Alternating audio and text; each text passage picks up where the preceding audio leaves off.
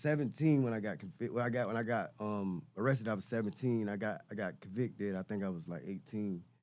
A little bit, yeah, probably like 18. And yeah, I got sentenced to life. And life means life, no parole. Yes, sir. My date was 99, 98, 99, 99. Meaning never. I See know the what that streets. means. We used to call it Buck Rogers. Yeah, Buck I Rogers know days, what that means. Yes, I sir. was sentenced. And one thing about it, even though I caught that time, and as appeals got denied and denied over and over, like I never gave up hope. I never for 1 minute thought that I would spend the rest of my life in prison. Yes, sir. Welcome to Felon X. Real stories, real redemption, real ones only. 3, 2, 1, go!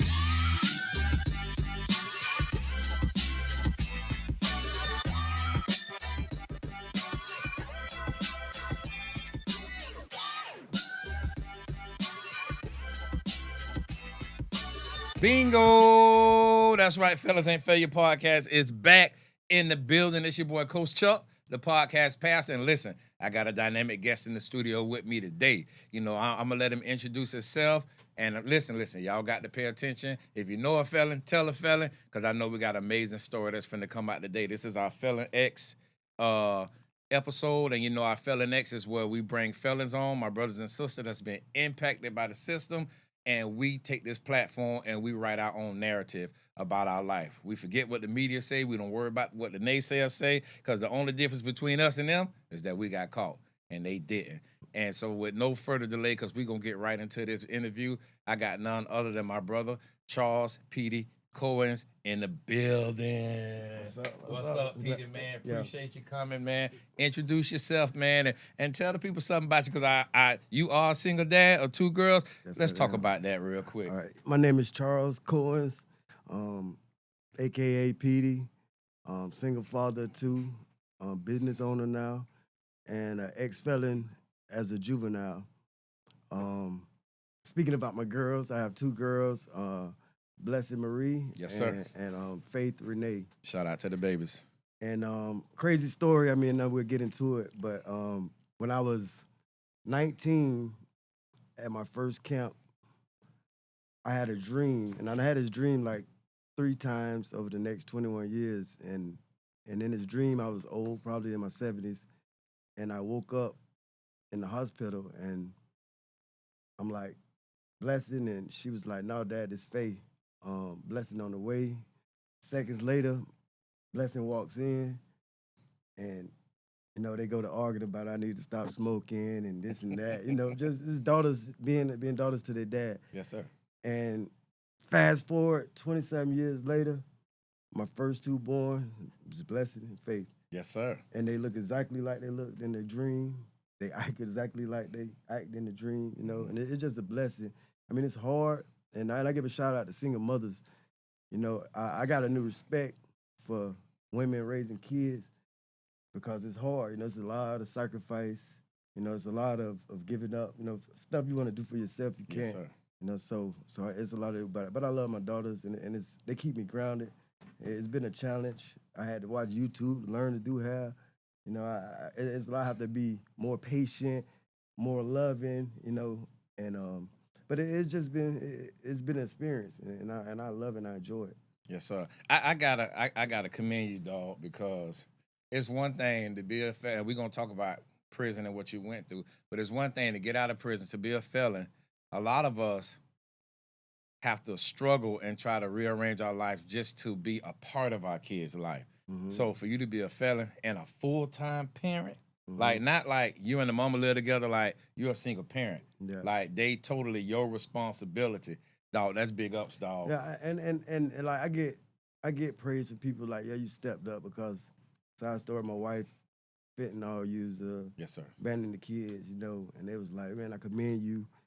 And you know, and I'd be like, yeah, but I'm just doing what I'm supposed to do. Do what you're supposed to do. Like it's no rewards. You know, it's the pats on the back, they great, but I'm just only doing what I'm supposed to do. This is what I'm supposed to do. That's what parents, when we bring kids into this world, this is what we're supposed to do. I mean, certain times it may not be fair, you may have to sacrifice, but that was part of, you know, Yes, sir. when you decided to lay down, you know, This is the consequences, you know. But it's a blessing for me to watch these two beautiful girls grow into women. You know, it's certain things that I can't do to teach them to be women, and that's what the mother is supposed to be there for. But you know, I have support. I have sisters. I Yes, have sir. aunts. I have cousins. You know, I have a tribe that when I can't do it, they're gonna step in. You know, and I commend my sister Denisha Tillman because she's really been there. She's been a champion. She's where I fall short, she's gonna She pick up got the you. slack. Yes, You know, sir. so you know, Shout out I'm to just happy. sis. Yeah. Yes, sir. Sis, real one. I like what you said, and my dog do have. I remember I never was a full-time parent, but when my daughters used to stay the night, I remember trying to put the knockers, put it in ponytail, and it looked easy, bro, Yeah, it's till you not. do it and you can't get the hair tight like the women do. Yeah. So man, I feel you, man. I commend you on that. I want to touch something though because you said it. Your daughters, the mother, which was your wife, you say she was a victim of fentanyl, Yes. and it caused her to move differently in life. Yeah. As a single father raising two daughters, how do you navigate her missing?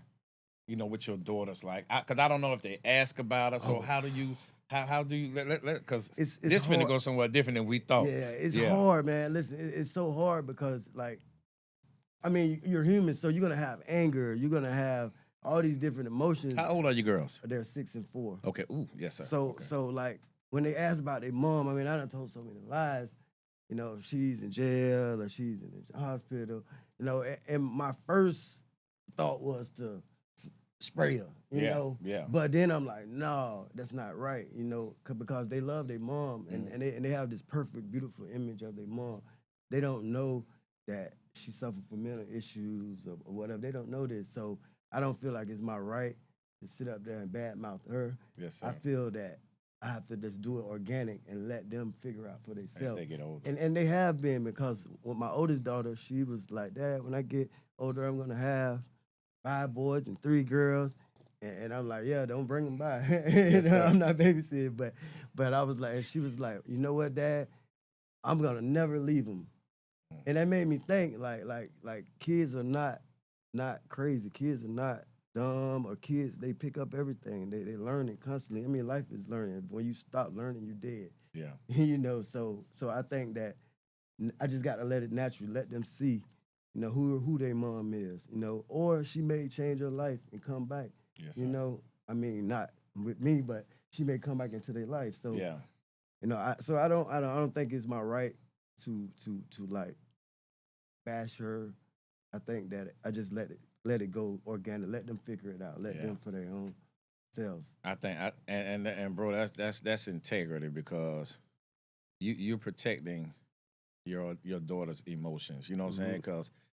Because you bashing, if you were bashing, you call yourself telling the truth, but you could be, you know what I'm saying, destroying your daughter. Like you say, they perfect. She's perfect in their eyes. Yeah, You know what I'm saying? And I commend you, dog, for tapping into that, man. And you know, it's sorry, you know what I'm saying, that you got to go through that and your baby's got to go through that. But man, you doing what you got to do. Yeah, I just got to step know what up I'm and do. saying? I mean, because life throws all different challenges to each and one of us. You know, we not, you know, it's not scripted. Yes, sir. In a way, you know, it's about this. And I had a speech one time at 16th Street, and side note, and right before I get ready to go up, there's 1,000 kids, all these people, and I done spent a month writing this speech, and they was like, "Hey, you can't talk about prison," you know.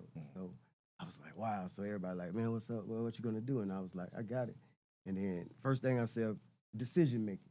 Yes, sir. You know, and I could build off that. You know, so life is about decisions. Every decision we make is going to determine the outcome of our future. That's right. You know, and so that's, I just feel like, you know, you just got to make the best decision that you can. You're going to mess up. You're going to make mistakes. You're going to make bad decisions. But if you can minimize them, you know, you could probably almost, I won't say guarantee, but you could put yourself in a good position to have a better outcome to your future. That's right.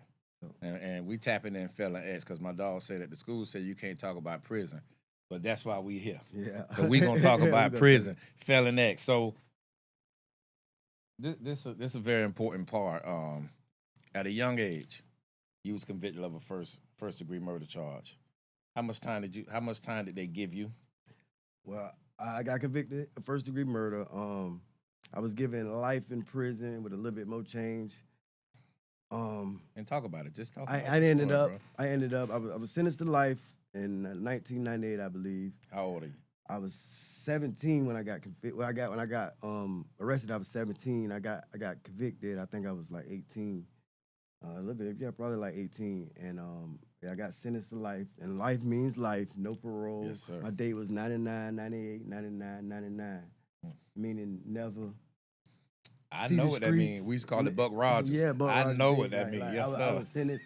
And one thing about it, even though I caught that time, and as appeals got denied and denied over and over, like I never gave up hope. I never for 1 minute thought that I would spend the rest of my life in prison. Yes, sir. I knew that I may do some time. I didn't know how much it was. I knew it would be a struggle. I knew it would be a battle, but I never gave up hope that I wouldn't be out here on this side. You know, but like I say, it was just one of those things that you just got to keep fighting. I ended up learning law. I ended up meeting some great guys that kind of like, hold up, man, you different than the rest, like, and help steer me in another direction. And one of the main things is they taught me to educate myself. Yes, sir. Make me read and make me just understand, give me an open mind to just like tap into anything. So I started off reading the Donald Goins books. Yes, Most sir. people do. I went from there to spy books, espionage, everything. And then I got into religions. I done studied and been a part of different religions, you know. But I started teaching school. I taught school for like 10 years, you know, and I had some great experiences with that. I done had mothers come up to me in the visiting part, but like, man, listen, I never thought my son would get his GED, you That's know. what's up. But like, and I appreciate you, you know, and that part of it made me real feel good, you know, Yes, sir. about myself, you know, about that I was helping make a change. So, I mean, I continued doing that. Part of the reason why, because as you know, and I think it was 2015, I believe, 14. I might be my date may be off, but Miller versus Alabama came out, dealing with juveniles sentenced to life. And you can still get life as a juvenile. It just depended on the crime, the circumstances. But they set out in the Supreme Court ruling that couldn't be the guarantee. Because you know, like in first degree murder, there's only two things you can get: life or death. They been made a ruling about you can't sentence juveniles to Yes, death. sir. So only thing that we could get at this time was life. So now they ruled it where the judge has the option, because before they didn't have any option, any leeway. So they could have felt that you really didn't play a big role in this, but only thing they could do is give you life. Life or death. Yeah. So now Miller versus Alabama gave them like another option where they can look back and say, well, we don't think that life is, you know, in this case, we don't think life is really, you know, the sentence that needed. We may give you 20 years, 25 years, 30 years. So I went back in, I believe it was 2016, and I was given 25 years. And I ended up serving 21 and 3 months. Okay. 25. And then the main thing that really got me a low sentence, and this is a bad thing, but it's part of the system, that if you go in and you have over 5 years, you can't, at this time, you couldn't take programs. You couldn't even, I mean, because I was a juvenile, I was mandated to get, but I had my GED already. But you're mandated to go to school till you turn 18. Or you couldn't get like any type of programs. So for me, because I never gave up, I always knew that if I wanted to accomplish my dream of being on the other side, that I needed to, I was preparing. Even when most people didn't see a shot of hope, I had to see the sunshine. I had to see. So I look at life. So I was looking at life, because I had a lot of dudes used to be like, hey, man, why are you going to parenting class? You got life. You ain't never going home. And I was like, that's what you think. Yes, and sir. I run No on down hope, to yeah. parenting class, because where you see a wall, I see a nice opening where I can bust through and make a dough. Yeah. So, and that's how I looked at life. And who, just to answer, who would have ever thought And that's just God working through your spirit in your own life, that you take a parenting class not knowing that you would be a single father. But I knew I would be a parent. I got the dream. Oh, you had your dream. That's right. I had That's a right. dream. I knew, so I knew subconsciously. I knew, so I was taking parenting classes. You I knew you was taking getting that because you all gonna have no type of training classes I took, and then like I say now, when you got, because you heard me say before that when you had life, you had over 5 years, you couldn't get it. So I always, I was one day I was like, damn, because I tried to sign up for these classes. They're like, oh no, you can't get it because you got it. So I'm like, oh, how can I do it? And it came to me easy. They didn't want 5 years and under. They didn't want over 5 years in the classes, but they wanted people with long-term teaching the classes. So what do? I want to sign up to teach the class. That's right. So the only way to teach the class is you got to go through the class First. So that's how I got it off my classes. You got to play the system. That's you what we got do. to think. You got to, because it's always, like I say, like certain people can look at that wall and be like, man, we can't get through there as a wall. But life is about perspective. Yes, sir. While you're looking at the wall, I'm looking like, whoa, it's a nice little soft spot right there where I'm going to bust through it and make a dough. And that's what I did, So I just like, several like, well, the judge was like, well, you was slick, you was smart. I was like, nah, I just worked the system. I just worked the system. Life is a game, and in order to win, you got to play it correctly. Yes, you got to play You know what I'm it saying? correctly. We have to look at life like that. Can you tell us about a moment when you realized like your life was taking a turn?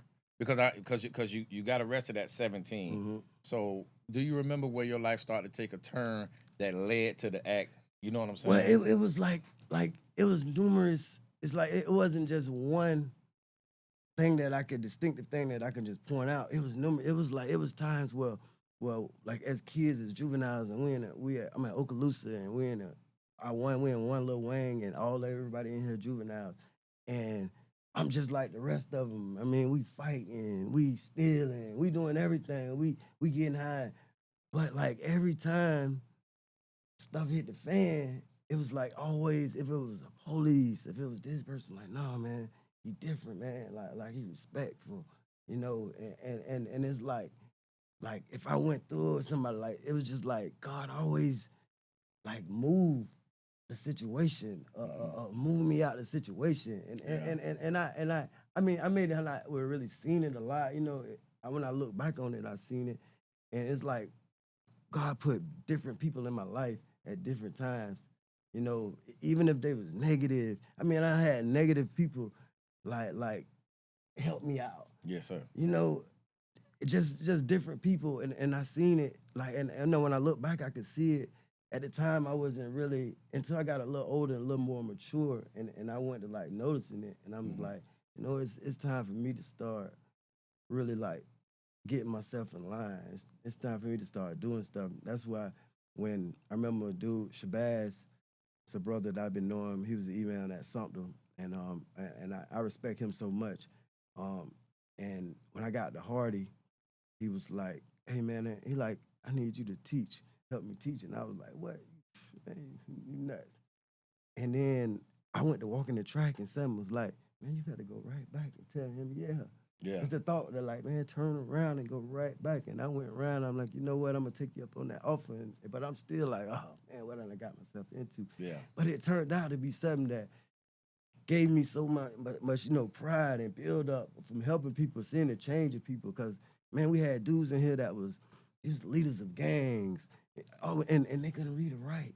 And here you lead men and people following you, people looking at you, but you didn't know 10 plus 10, And I done had guys like, man, and this breakdown, like, man, I want nothing else but to get out and be able to help my daughter do her homework, man. Yes, sir. Like, I can't read, man. Like, and we put in the work, and I told him, it ain't gonna be easy, but you got to be able to want this, and I seen these guys, like, no matter what else they was doing, they took their time, and they took a certain period of time out for themselves in the day, and they studied, and they read, and they prepared, and they accomplished what they wanted, and I was proud of them. They was proud of themselves. And you can, once you see the light come on in somebody, Yes, sir. it's like one of the greatest like feelings ever, when you could see a person that was so down, felt so low about themselves, and when they finally turn on the light and you see them, you know, you just see the energy, their whole energy change. You know, you see them now, they got their head up, their shoulders straight, they feel better about themselves. And like, that was a real great feeling. I mean, not only for them, but for me to watch it, you know? So when I seen other dudes was looking at me feeling the same way, you know, so it was, I just can't make one distinct, you know, time. I know one time when I was at Okeechobee, I got a letter from a lady, she worked for the St. Pete Times, and she said she was just happened to going through the archive, and she ran across my case, and she wrote me, and she was like, man, I don't know what's gonna happen, but there's some good things in the work, and I think that if you just keep your nose clean, that you're gonna get out. And she was right, you know. That's more fuel for your fight. Yeah, it was. Yes, it was sir. more, you know, it was hope, you know, and that's one of the things that, you know, a lot of the Rick writers and the law curse sell is hope. You know, more people done bought hope than anything, you know. But yeah, it was just been a journey. You know, it was long 21 years and 3 months. And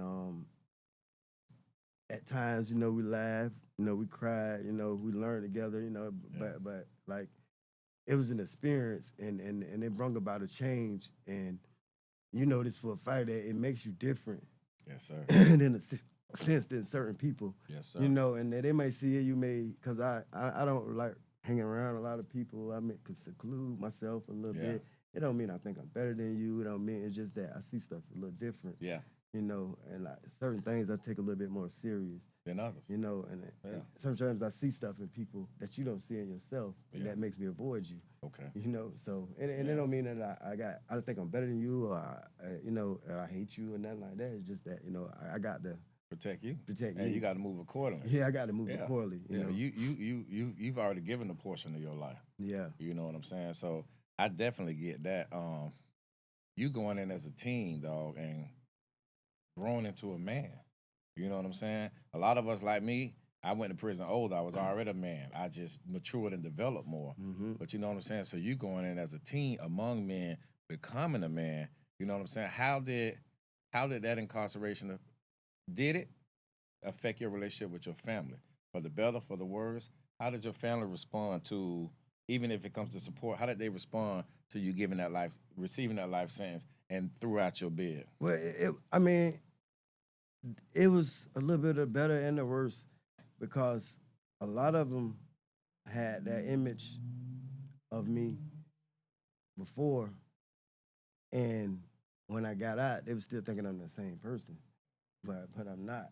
Yes, you know, and they think that it's like I could do all this time and snap of the finger and our relationship right back, but it's not, because like at one point I had feelings because people ain't write me, ain't come to see me, you ain't send me no money. But as I matured, I realized that you didn't owe me nothing. Yeah. You know, I didn't know what you was going through, but it also put me where I understand our relationship. I understand how you really feel. Yeah. In a sense, I'm not saying you don't love me, but love is action. It's just like running, jumping.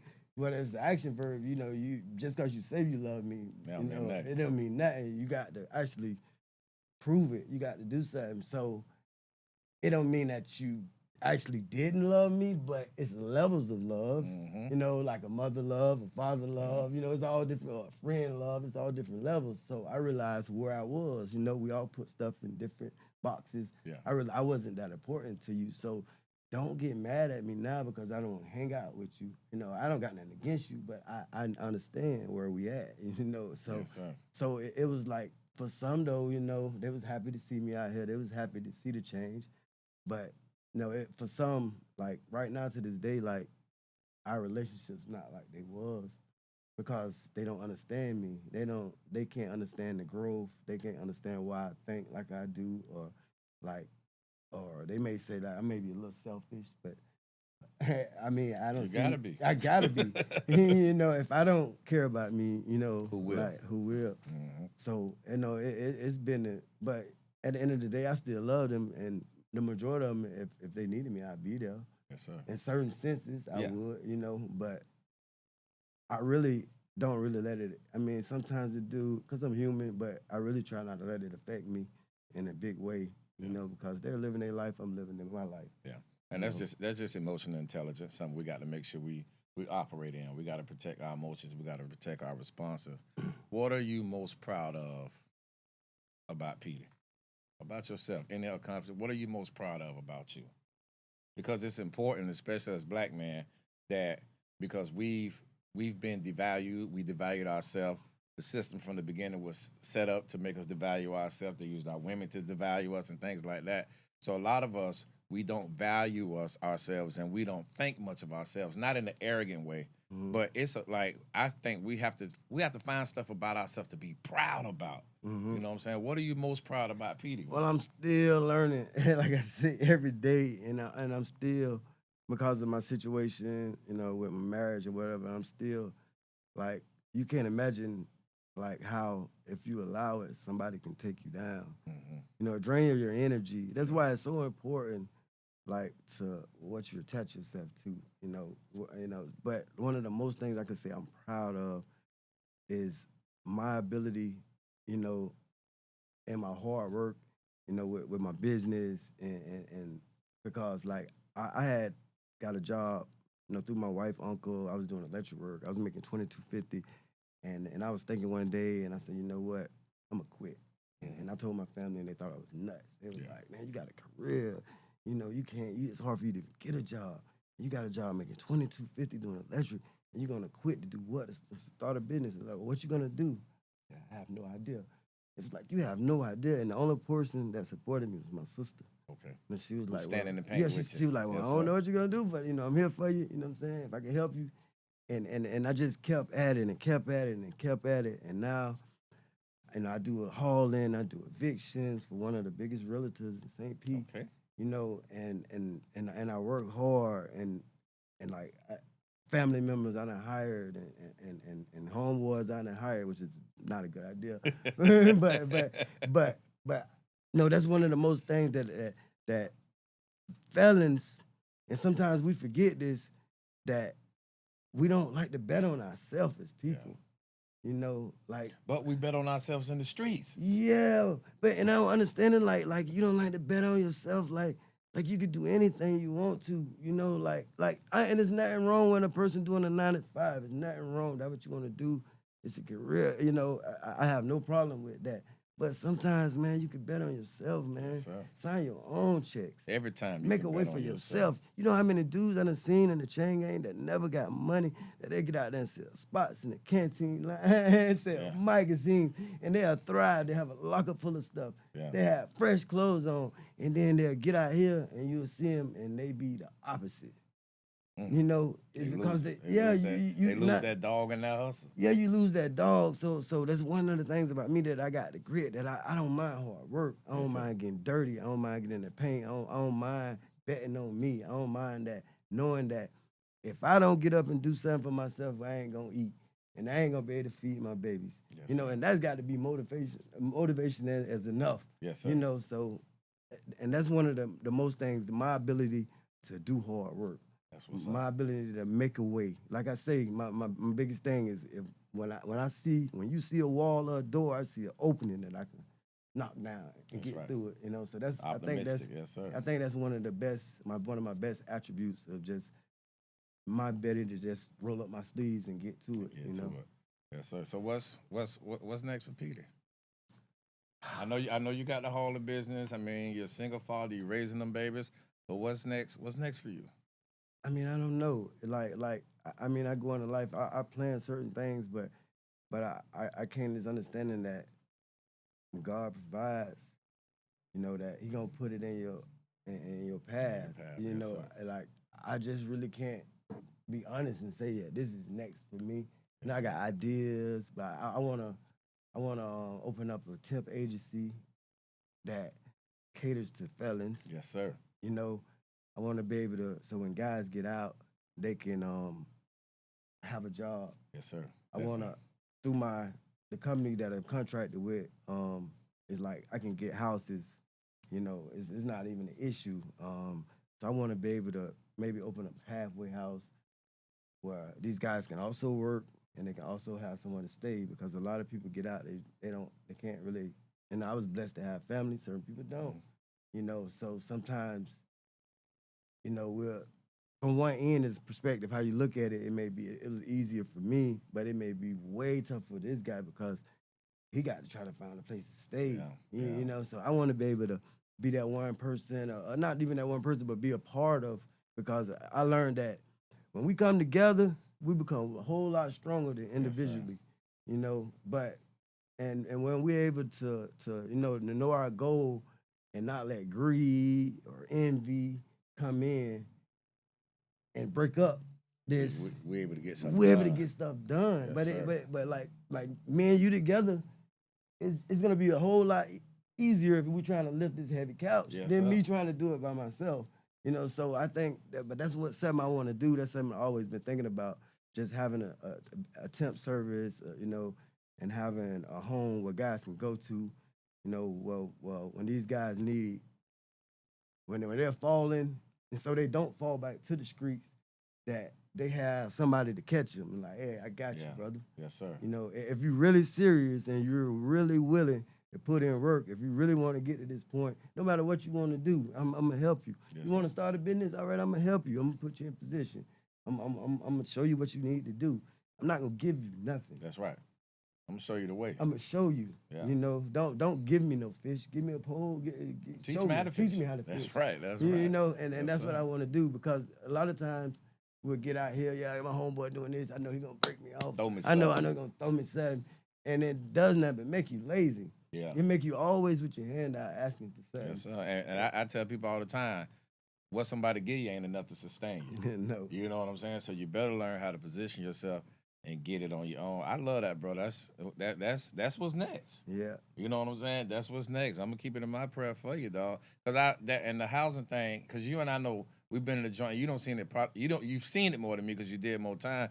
But I've seen cats crying when it's time for them to get out, cause they ain't got nowhere to go. You got cats done did all this time. They mama dead. They ain't had a chance to have no children. They family dead. And a lot of people don't know what it's like to have absolutely nobody. Mm-mm. And I've seen men cry. Mm-hmm. You think they crying because they getting out? I seen men cry, dog, because they ain't got nowhere to go. I mean, and I'm just thankful. And like, I want to give it my homeboy, Maurice Spakes. Y'all know him. Yeah.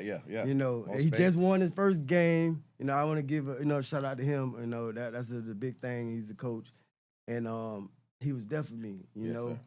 Like, he ain't throw me no crazy amount of money, but he was there. He talked to me. He helped me. He guided me. He took me on trips. He took me different states, talking to kids. He put me in a position, was like, man, don't lose focus, don't fall back to that, and I'm very thankful for him. It was like so helpful, to me, but we need, all of us not gonna have a former NBA player, but that matters not. As long as you got like one person who's positive. You ain't got to be an NBA. He can be somebody that work a 9 to 5. If you're willing to listen, you know what I'm saying? Like somebody, you need somebody to show you that love and support, that guidance, because I got out, you got to think, 21 years, 3 months, like, I was like 17 when I got out. Yes, sir. You was a teenager. Yeah, when I went at 17, but like in now, you drop me in prison, like, I'm going to survive. Yeah. I'm going to thrive. I'm going to be at the top of the food chain. But out here, when I got out, and I did get out thinking I know it all, and I was learning quick that, man, I knew nothing about this world. Yes, It's different. Like in there, somebody wrong you, man, you punch them in the mouth. I hear Yeah. you can't really do That's right. You really can't That's right. do that. There's more to it. It's different ways that you got to handle it. So I've been learning. That's why I say it's been a learning experience. Every day I'm learning new things. Every day I'm learning new things about myself. Every day I'm learning what I like and what I dislike. Especially even with women, it's like I was green. Yeah. I didn't know. Here I am. I was 38 when I got out. I'm 46 now. So like even to this day, I'm 46, and I'm still like shy in a way. Like I'm still like, it's because it's different. So it's just been an experience, man. And I love it. Don't get it wrong, I love it. But it's just been an experience, and it's just a learning process. And I say, like, if you stop learning, if you think you know everything, you dead. Yes, sir. It- As we close out, dog, this your camera right here, the one pointing at you. mm-hmm. Say something to the youth. Say something to the fellas. Anybody you want to speak to, but look in that camera and talk to your people, bro. Talk to our people. Listen, as someone that spent 21 years and 3 months, like especially the young guys coming up, man, I can tell you that it's not worth it. Like, no amount of money, no amount of just in the streets or whatever. Like you think your homeboys, like me when I got out, I don't even deal with the same homeboys. Like I figured out I don't even like them guys. You know, so I can tell you now, like, man, like listening to your parents, like find positive people in your life to associate yourself with. And the main key I can tell you is educate yourself. Start thinking outside the box. Start learning about everything. You got people in places making laws that affect you and you don't even know. You know? So right now, while you got a chance, man, help yourself. Do better. Love your family. Yes, sir. Take care of your kids. Like, and if you got a baby mama that's trying to keep you in your kid's life, man, fight to get in your kid's life. Learn the system. Like, we say we in the game out here, then learn the game. Learn the rules.